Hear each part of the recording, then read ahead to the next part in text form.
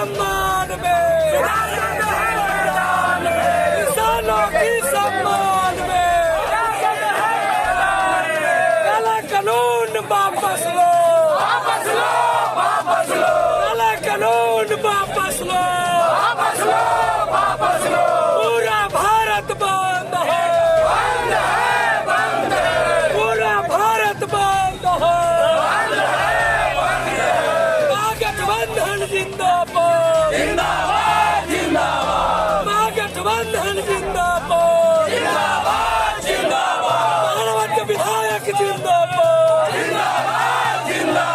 उधर का बाबू अमर है, उधर का बाबू अमर है, लालू राबड़ी जिंदाबाद, देश तेजस्वी जिंदाबाद, किसान का बात करेगा, किसान का बात करेगा, महागठबंधन जिंदाबाद, महागठबंधन जिंदाबाद। मोदी आके फाड़ के देखो, पूरा भारत बंद है, भारत में काला कानून नहीं चलेगा, नहीं चलेगा। साथियों, आज भारत बंद है, तो भारत बंद है, इस सवाल पर बात रखने के लिए भाकपा माले के राज्य कमेटी के सदस्य और घोसी विधानसभा के विधायक कॉमरेड रामबली सिंह यादव से आग्रह करेंगे।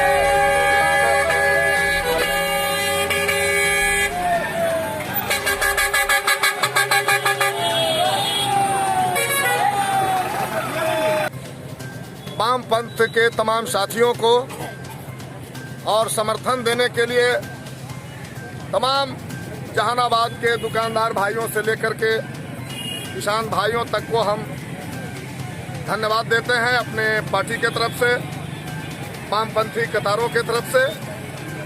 और आज ये जो सफल रहा बंद, हम समझते हैं कि सरकार को मजबूर होना पड़ेगा।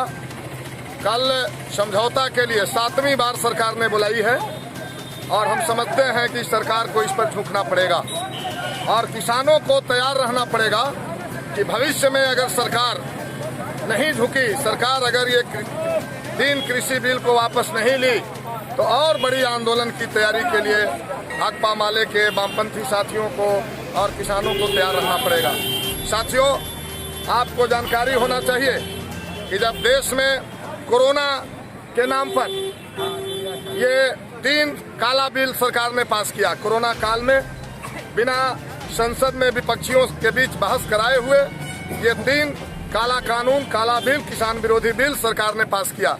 और वो बिल अगर वापस नहीं होता है तो हमारे पास जो खेती है वो खेती खत्म हो जाएगी। खेती टाटा, बिरला, अंबानी को, पूंजीपतियों को ये देने की कानून है और फार्मिंग खेती के नाम पर, बड़े खेती के नाम पर छोटे जो दूधदार हैं उनके खेत छीन लिए जाएंगे और उनको तय कर दिया जाएगा कि अंबानी, अडानी जो कहेगा वही फसल लगाना पड़ेगा। गुलाब के फूल कहेगा तो गुलाब के फूल लगाना पड़ेगा आपको, आप अपनी जरूरत के हिसाब से फसल नहीं लगा सकते।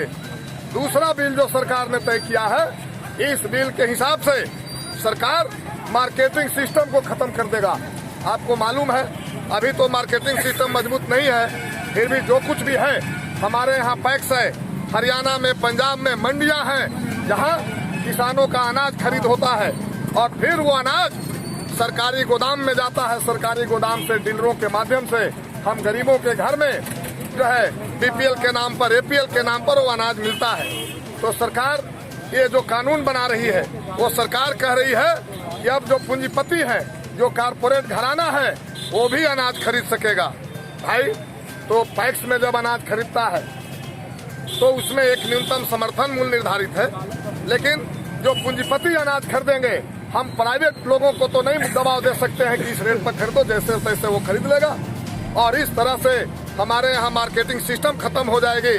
फिर हमारे जो पूंजीपति हैं हमारे अनाज को भूसा के भाव खरीदेंगे और हम जैसे अंग्रेजों के गुलाम थे फिर एक बार अंग्रेजों के गुलाम हो जाएंगे। और इसीलिए ये बिल को बदलना जरूरी है। सरकार से मांग है कि इस बिल को खत्म करते हुए जो लागत लगता है किसानों को खेती में, उस लागत का 1.5 गुना कीमत तय करे और कानून बना दे।